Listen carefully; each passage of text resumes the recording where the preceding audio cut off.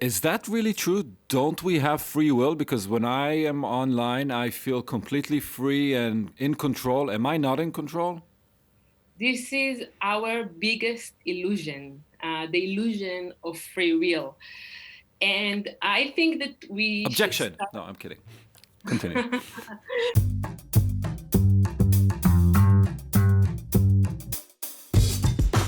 And we are joined by Liraz Margalit with us today. Hey, Liraz. Hi, Gil. How are you? I'm very well. Thank you. How are you? I'm really well. So, because you're joining me. So, for the few people on the planet who still don't know who you are, let me briefly introduce you and then we'll get straight to the conversation. So, Liraz has a PhD in psychology and she specializes in behavioral design and decision making. She's a recipient of several distinguished awards for her research papers and studies on consumer behavior. Her works have been published in some of the most prestigious titles. She's a writer, keynote speaker, and a consultant, and recently co-founded a new startup that goes by the name of Topics. And we'll get to Topics a little bit later, but before that, I'm really interested in this thing called psychology design, or you, I think, described yourself as a psychologist of the internet. Can you tell people what that means? Sure. So over the past few years, I've been utilizing models from cognitive psychology, behavioral economics, and neuropsychology to better understand how customers behave in the digital world. And we know that today, different brands and organizations have the tendency to actually analyze whatever they can. And sometimes we like to call it big data, meaning different sources of data. But when I come to consult these companies, what I see is mostly they don't know what type of question to ask. So when we're talking about behavioral psychologists or digital psychologists, it's about incorporating the right behavioral models and knowing what type of question to ask in order to deeply understand the customer's behavior online. So basically, what you're saying is that by understanding what motivates people who are online, you can help companies design products better and actually make them do what these companies want them to do. Exactly. This is actually leading to, I think, what is now becoming a really hot topic because of the Netflix movie about the social networks and what the social dilemma. Is that really true? Don't we have free will? Because when I am online, I feel completely free and in control. Am I not in control? This is our biggest illusion, the illusion of free will. And I think that we should Objection. start. No, I'm kidding. Continue. Let's start by refuting some basic myths, because over the past few years, we kept on hearing that the customer wants to be in control, that if you want to sell him a product, you need to provide them with the freedom of choice. But the reality is that our brain just aren't equipped to cope with this type of freedom.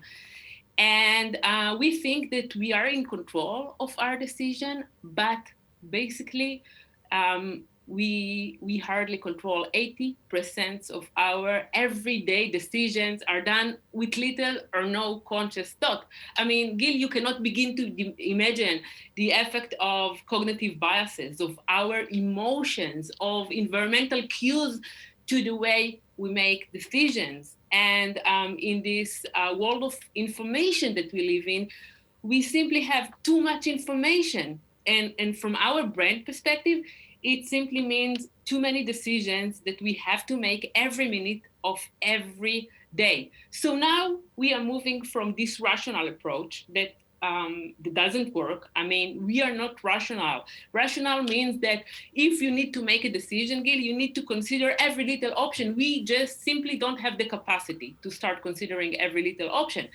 So now, after psychologists understood this, we are moving to a new approach that we like to call behavioral design. And this approach is actually based, its roots actually, on the Skinner box. and the behaviorism. And it basically means that if you control the menu, if you control the Skinner box, because digitally we are in a Skinner box, so you can easily control your users' choices.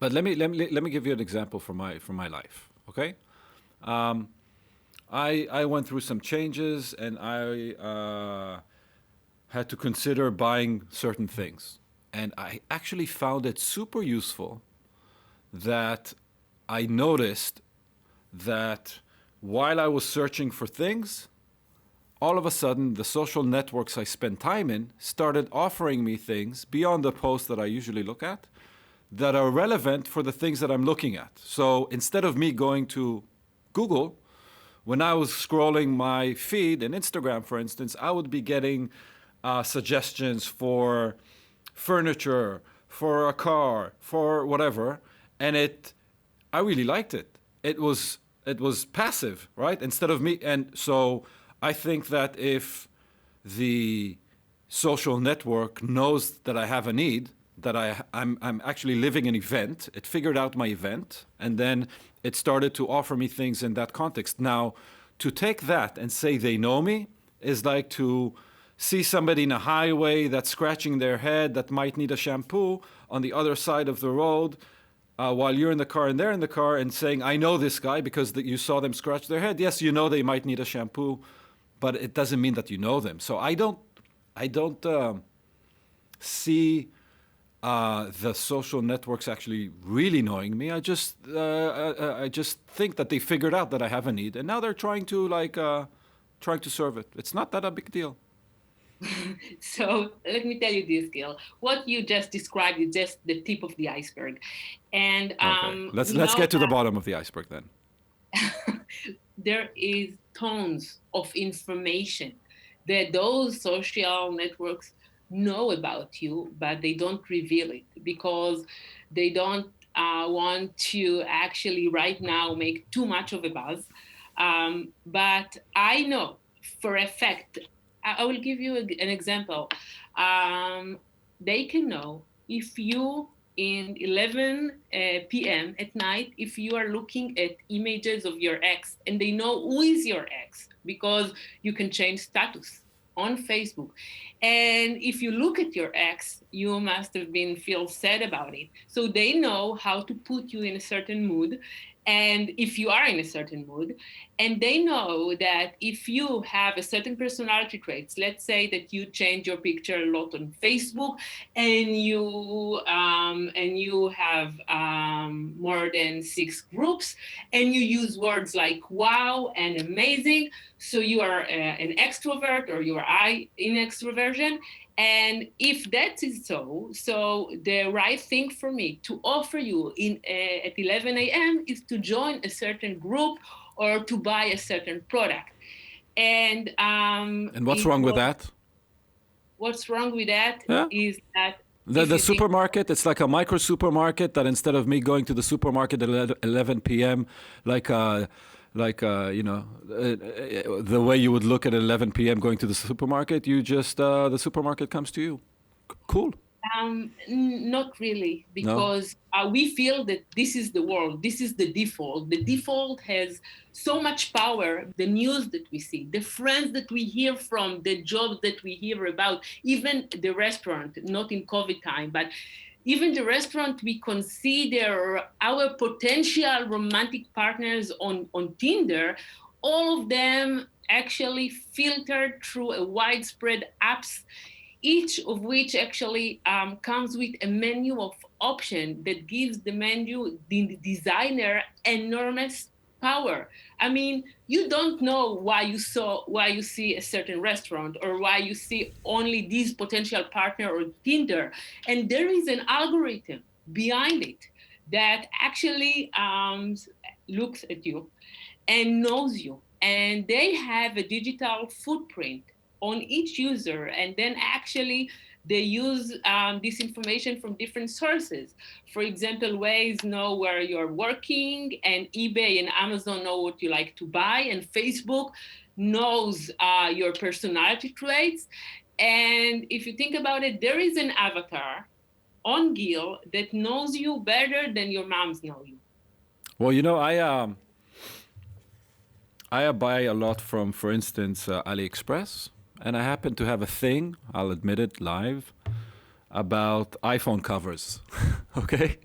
Okay. For some reason, I keep buying iPhone covers even though I don't need them. And I think if you think about this, what you just mentioned about my mom, AliExpress really know my fetish about iPhone covers, but they don't know me. And Amazon knows what I buy. And if you look at I did some research before we talked, and I went onto Amazon and checked out what I think they think about me. And I logged into my user, and it was just a bunch of electronics. Now, okay, I like electronics, but it's not me, right? It's just suggestions of things that I might buy, because Amazon is actually an interesting company, because I've been buying from Amazon ever since they existed, more or less, since they were a bookstore. And I think that, so I get a collection of recommendations that vary from books to, at best, some type of cool gadget, because that's kind of the variety of things that I bought on Amazon. But it's not who I am. If you had dated me and the Gil you got was the Amazon Gil, it's been like you would finish the date after the first course, because it's boring. I talk about gadgets and some books. So the point I'm getting at, it's they're seeing a slice of me which I choose, which is related to the activity that I, like Waze so Waze know where I work. Big deal. So all these social networks, they hold like information about slices of my life. Do they really know me? What's the danger? Actually, first of all, it depends how much time you spend on social media. And I think that the big danger is that those companies, they integrate all the information in order to create an avatar. So they, in some point, and I think that some of them already do it, they exchange information about you. But my point, this is not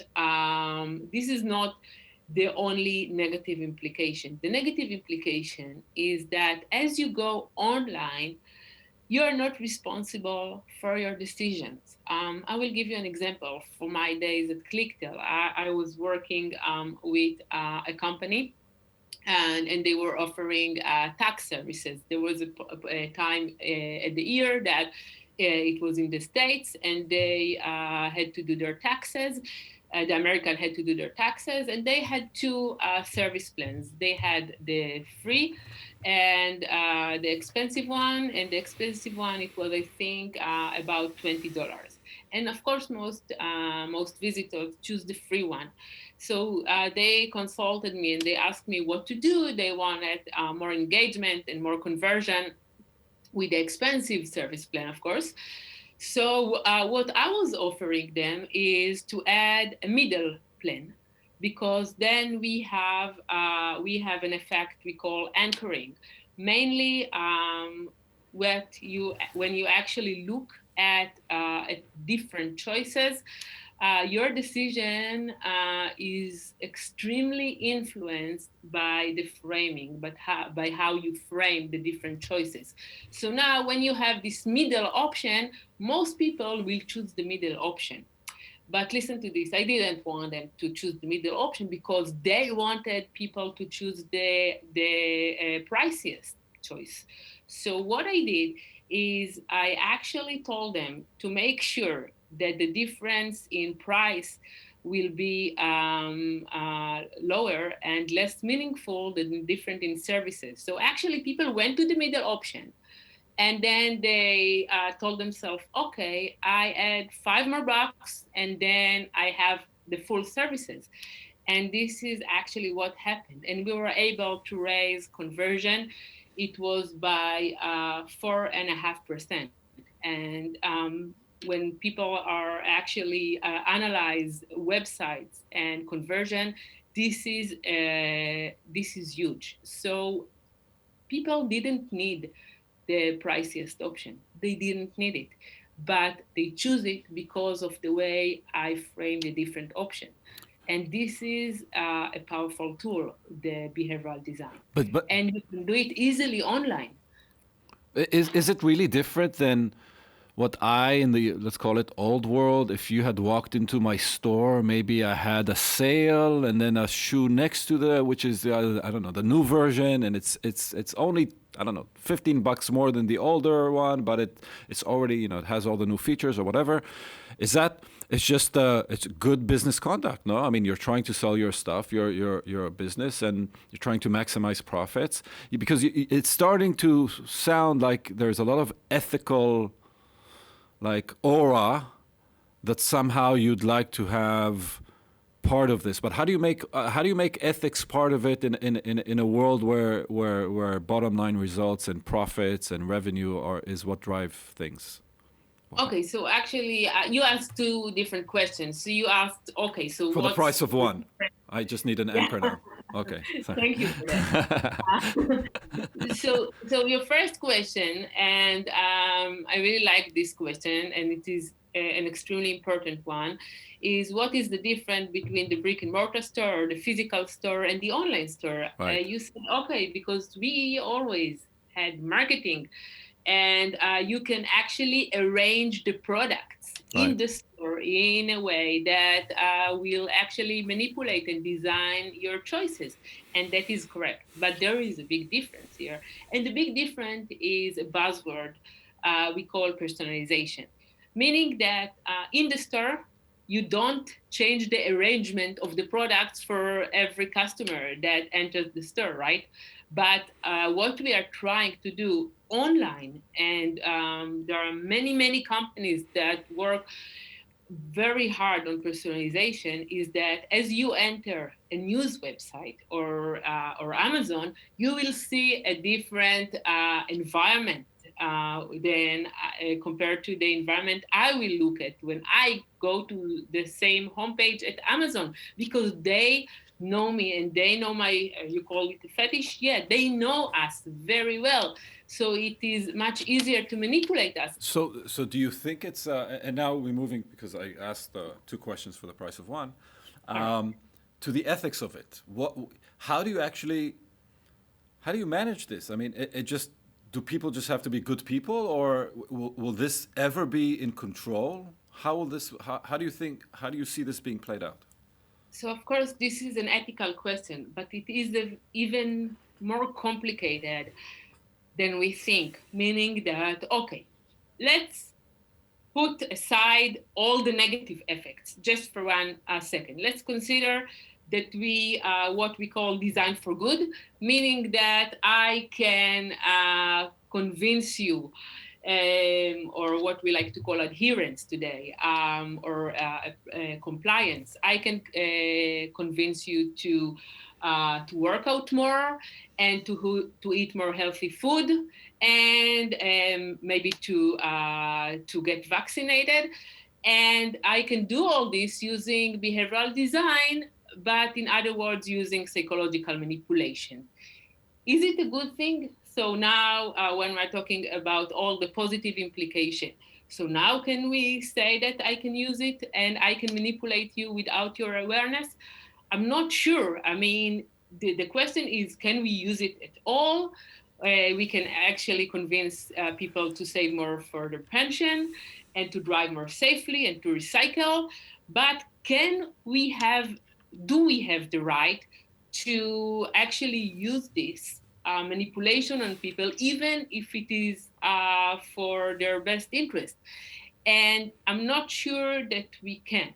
Let me offer you maybe like a perspective of how I try to see it, because I don't think there is like an absolute truth. But you know, if you look back in history, most people were completely ignorant, uneducated, and there were a few that really controlled everybody, and that was pure and usually, in many cases, evil manipulation. You could go back to tyrants, to kings, to religion. What are they all doing if not manipulating how you think, how you behave, what you believe? They dictate your day. They dictate what you eat, when you cannot eat, fasting, going to war, dying for a cause, you name it. This is how humanity has behaved ever since it's kind of been incepted, right? Now we have technology. we have companies who want to do things. I think the balance needs to come from one side. People know that, like, I know that I'm being manipulated, but I give in to this manipulation because I have my own motivation. I want to get another iPhone cover, all right. So I'm gonna give you a little bit of my behavior, but and they can do whatever they want. Is like, because I saw the movie, and I do understand kind of this race between AI and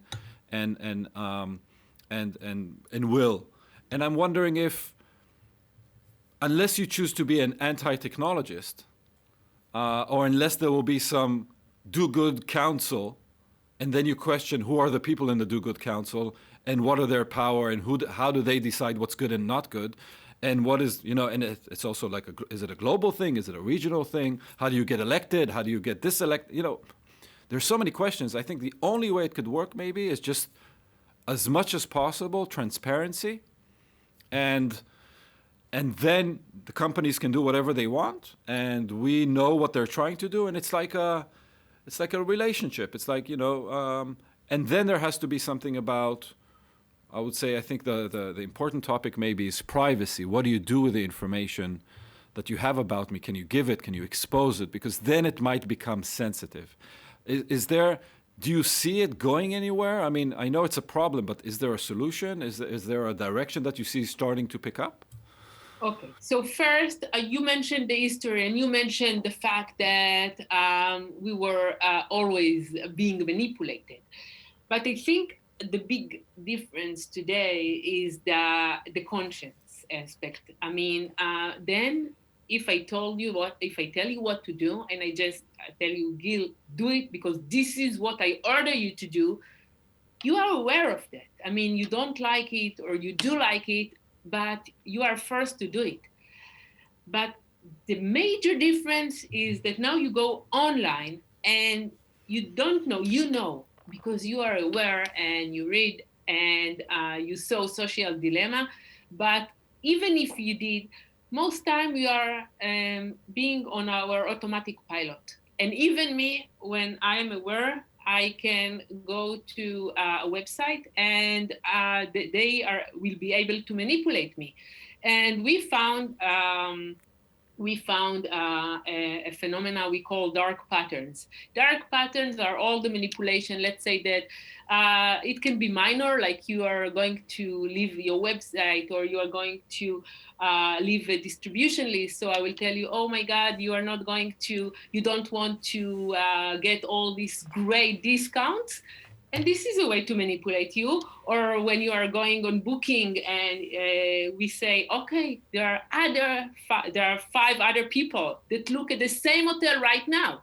Mm-hmm. And you think that you are not affected, but you are affected. And if you are affected, the meaning is that you will make a different decision compared to the decision you would make if I wouldn't pull all of those manipulation on you. And it's not only that. I will reveal it right now, but I was working Hold on. Go ahead. I was working for a competing company. It was booking competition. And they were also use big data, and they had a group of data scientists. And we were able to discover if business people, when they want to order a room, to book a room in a hotel, if they are going to cheat on their wives from their behavior. And you can ask me, okay, so what are you going to do with this information? It doesn't matter. You don't have your privacy anymore. And I think that if you think about Facebook or Google or Twitter, they don't really care about you and they don't care about your privacy. Look at WhatsApp. They actually declared right now, after they made sure all the people are addicted to WhatsApp, that they're going to take your data and to actually let Facebook look at your data. So we cannot talk about privacy anymore. And I think that the only way is to have regulation. And but I'm not sure we are going we will be successful in going in that direction, because there are connections between politicians and Facebook, and they need each other. So I'm sorry that I'm drawing a pessimistic picture here, but that's the reality. And the only thing that we can do is at least to be aware of it. So I want to clear another urban legend. Are we being listened to as well? Yes, for sure. For Try sure. it. You can try it. Just you can turn off your mobile and then talk about, I'm not sure if right now is the time to talk about vacation in COVID time, but try to think about the product. And if you have Facebook, you will see it the But next day. they have denied listening. I know, But they do. I know, but they do. But They did. aren't the more powerful platforms the actual device manufacturers themselves, like Apple and Samsung, and because they own the speaker? I mean, Facebook needs a permission to access the API, but Samsung is the thing itself. Right. So they denied, but actually they passed the information on. Of course, it's Apple and Samsung. They deny passing the information, but actually it was a controlled experiment. I was not part of the experiment, but I can tell you that one of the biggest universities, and we have results, they were able to actually take a control group and versus a group that talk about different products when their phone was actually turned off, and they proved the fact that we are being listened to. Interesting. Okay, we're not going to go down that rabbit hole because we have no other side to deny it. So, but let's move on to a topic that I think is also something that you kind of research and look into, which is this whole kind of psychology around FOMO, right? The fear of missing out. Can you talk about it in the power of it, and then I'm going to offer you maybe a counter argument, just okay, so we can have an interesting conversation. Now we have a new fear. So of course the FOMO is the fear of missing out, and it's not only on Facebook. Let me give you a personal example. I have 3 kids, and they all have their school WhatsApp group. This is extremely annoying. And I mean, those mothers in the WhatsApp group, they can grab and talk for hours, and I hate this. And I can't bring myself to be part of this discussion because it's so boring. And sometimes I sit down to write an article, and then I have all those notifications from WhatsApp. And if I was rational, I would turn it off, but I can't because of the fear of missing something important that relates to my kids. So we cannot deny the fear of missing out. And actually today, when we're talking about different startups, different technologies, the main trigger in technology is not its functional purpose, it is emotional purpose. And I can tell you that we conducted a research on Waze users, and we were able to find that it was at least 60% of users, whenever they enter their car, they automatically open up Waze. And sometimes it was on Saturday, and sometimes they knew exactly how to navigate to the place they were aiming to go, but they still open up Waze because they feel in control. So all this feeling, the fear of missing out, the need to be in control, the fear of loneliness that makes us go on Facebook, all those addictive apps, they trigger our feelings. And if Facebook was supposed to be an app where we connect with our friends, now it's an app to make sure we are not going to miss out on what's going on in the world. So let me give you kind of another angle to it, and of course, there is, this is the world we live in. And this is how I get informed. And if I want to know what's happening with my friends, I go on Instagram or Facebook or whatever, WhatsApp to get informed. And that's just the way that is possible today. But let's talk about, for instance, my mother XX years ago, when I was a teenager, going out. And let's say I didn't return home at 3 a.m. And all of a sudden she wakes up, and you're a mother, so you would know that feeling. It's like, right? And then she wouldn't be able to communicate with me because when I was a teenager, there was no phones, and I just said, I'm coming back. And then she would have all these scenarios run in her head of me, running off, driving like crazy, and I'm probably, and does she need to call the hospital, and blah, blah, blah, blah. And I'm probably like, I just fell asleep on my friend's sofa. And today, and I wake up at 3 a.m. Sorry? Yeah, there are many stories worse, but never mind. Not for this podcast. And then I wake up at 3 a.m. and my son is not home. So I look at his Instagram stories and I see that he's having a good time. And maybe I see his friend putting up a story that he's fell asleep on a sofa. So I'm good. And I have no fear of missing out. I'm just being informed. And the same way of my friends going out, I don't classify it as a fear. I classify it as a need to be informed. The only thing that I do admit in this new world is that the fire hose of information is so big that sometimes there are many events that you would in the past maybe have not even thought about that you want to know what happened. But actually in the past you would have imagined and you would have been stressed out. I don't think that the internet invented jealousy. It didn't invent being an outcast. All these things existed, but now either I can see it, okay, so instead of imagining it, I can confirm it. But also, if I think about young children who are very efficient or proficient in social networks, they also know a lot of it is fake because they fake it themselves. So if they see this we're having fun, cheers, blah, blah, blah, they know that in the background there's nothing, and it's just whatever, it's a makeup party. So I wonder if we're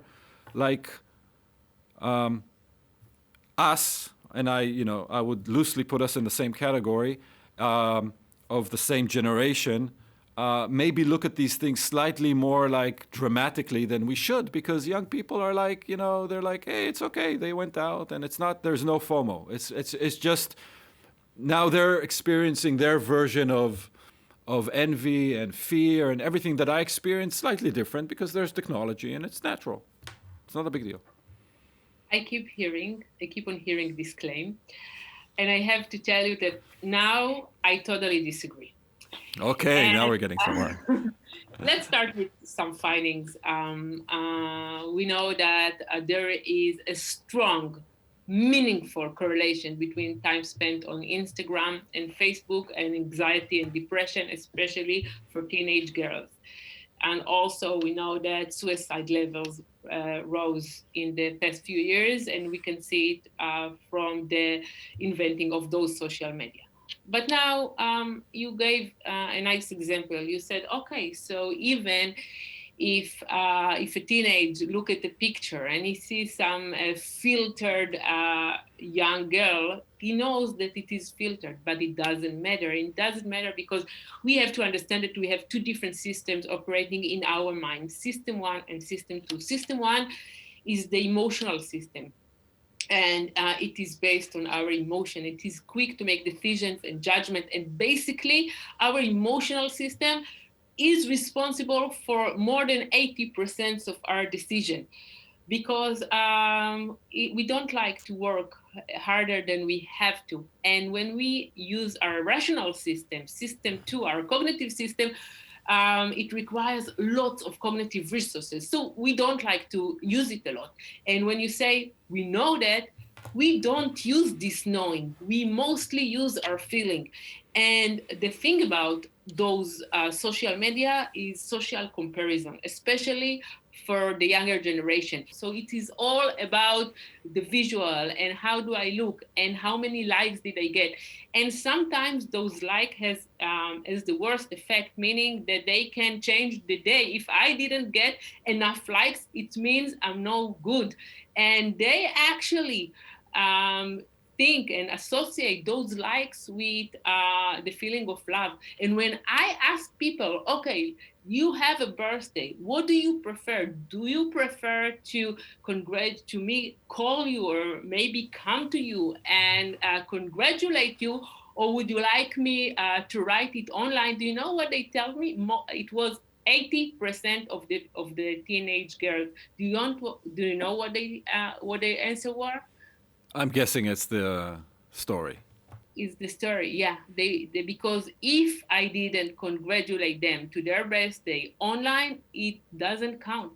So actually, you equals how many followers you have. And I think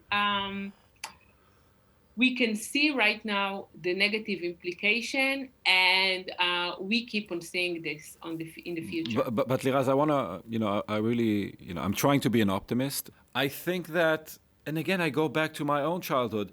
Yes, there was that outcast that in today's term had 0 likes, that was depressed, that was lonely, and he didn't even have a social network to go and have spend time on. He was basically a super lonely child. Maybe became a programmer that then developed Facebook, or not. I'm not talking about a specific person, or works at Facebook, and then now is actually in charge of the like button. But no, I'm just saying that these things always existed. You always had the popular people, the middle class, and the outcasts. And now the only thing that changed it is the ability to actually see things, see desires, see stories that you never saw before. But the actual, I wonder if I don't think there are more popular people or more less popular people. It's just now through technology, people are more transparent about, let's call it, their situation. But otherwise, I think the children of today are more educated, more globally aware, understand concepts like sustainability and friendship and communication. And I think of myself as a child. I actually happened to travel a lot when I was growing up. So I was supposed to be a globally aware child, but I was so local because whenever I was somewhere, that's the only place I knew. And today, children know people from all over the world because they play games with them, because they see them on social networks. So it balances itself. I mean, of course, there's bad things. There were bad things before. It's not like a utopia. Oh, it used to be so good. I'm just wondering, what is the one thing that you think will make a difference going forward, in order for all this not to be so pessimistic? So, I think about this question a lot, and I get this question a lot. And I have to tell you that I agree. I think that the younger generation is well educated on the one hand. On the other hand, I sometimes refer to it as the copy-paste generation, because if there is one thing we see is that the attention level actually decreases. So they need to get everything right here, right now. And the principle of working hard is hardly ever existed anymore. But after saying that, I think that as parents, if we are going to be aware of the negative implication, and we will be able to teach our children how to balance.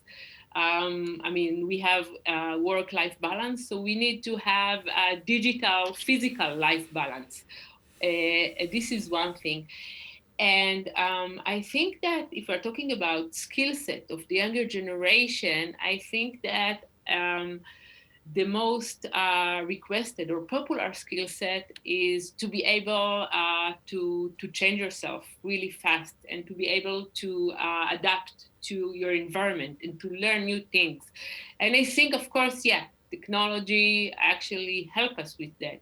So if we are able to take advantage or to leverage technology in order to teach us how to adapt to the new environment.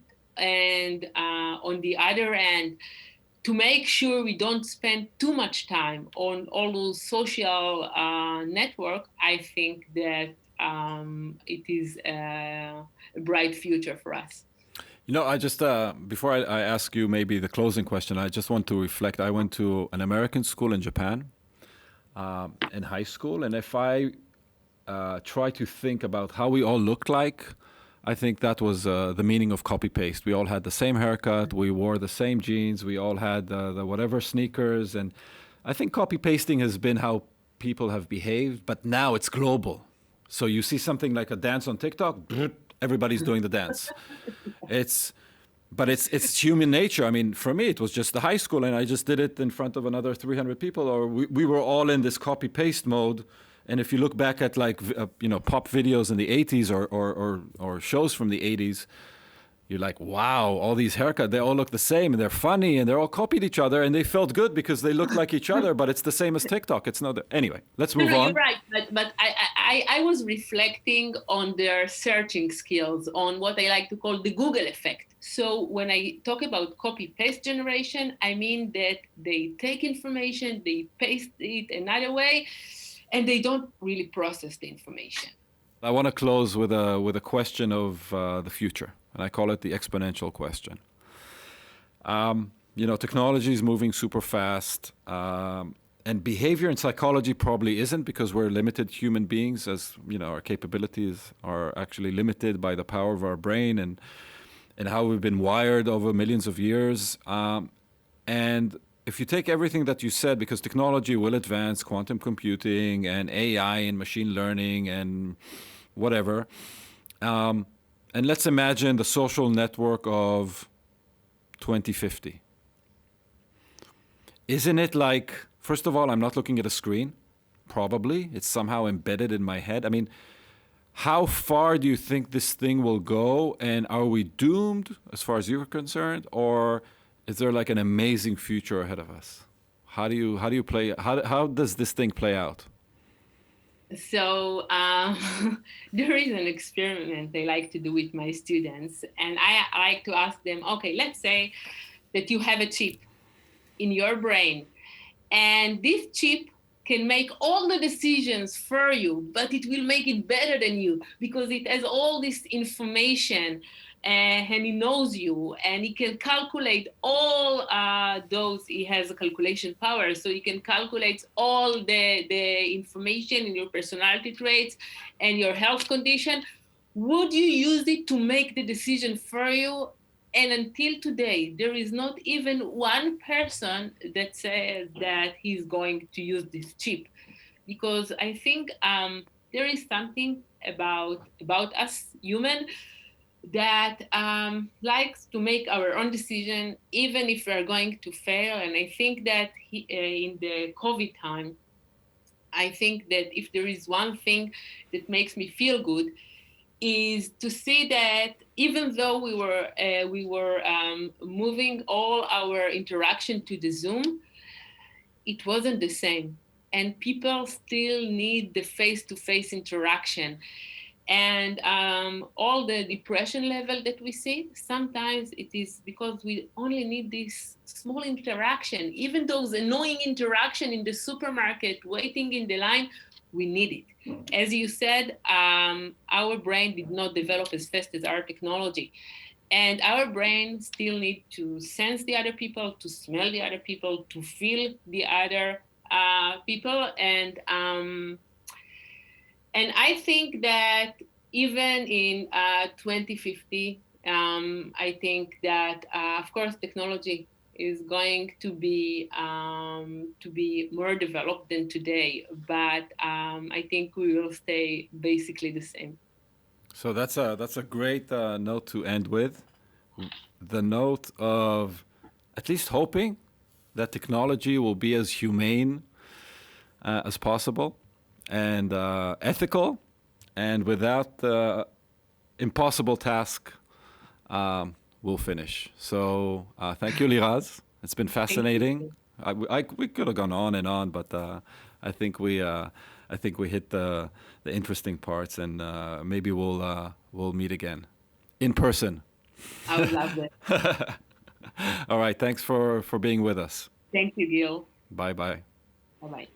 So thanks everybody for being with us, and until the next episode, for all the people who listened and viewed us, thank you very much, and see you soon. Goodbye.